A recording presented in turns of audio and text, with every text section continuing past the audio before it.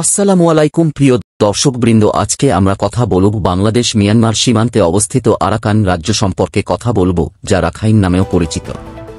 Arakan সীমান্ত এখন বারুদের স্তূপ। মিয়ানমারের রাখাইন রাজ্যে দীর্ঘদিন ধরে চলা বিদ্রোহ এখন চূড়ান্ত পর্যায়ে। আরাকান আর্মি ইতিমধ্যে মিয়ানমারের প্রায় ৫০ থেকে ৬০% এলাকায় নিয়ন্ত্রণ প্রতিষ্ঠা করেছে, যার মধ্যে কৌশলগত গুরুত্বসম্পন্ন শহরগুলোও পড়ে। এ অবস্থায় সীমান্তের একদম পাশে দাঁড়িয়ে বাংলাদেশ সেনাবাহিনীর ৩টি ব্রিগেড প্রস্তুত অবস্থানে আছে।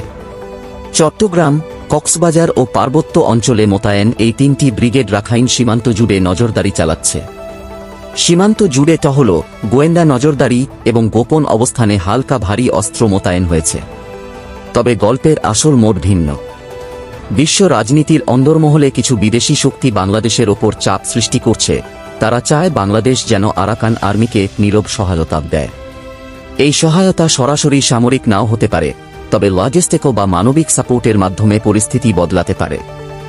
আরাকান আর্মি এখন শুধু বিদ্রোহী বাহিনী নয়, তারা নিজেদের রাজনৈতিক ফ্রেমওয়ার্ক দাঁড় করিয়েছে, প্রশাসন চালাচ্ছে কিছু এলাকায়।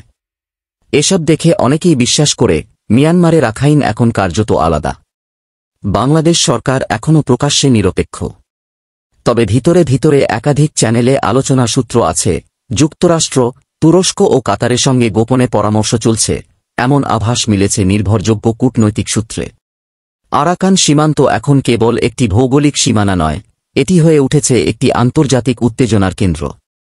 বাংলাদেশের ৩টি ব্রিগেড প্রস্তুত, আর বিশ্বের কিছু শক্তিধর রাষ্ট্রের চাপ ও ইঙ্গিতে বোঝা যাচ্ছে খেলাটা এখন শুরু হয়েছে, শুধু কেউ মুখে বলছে না।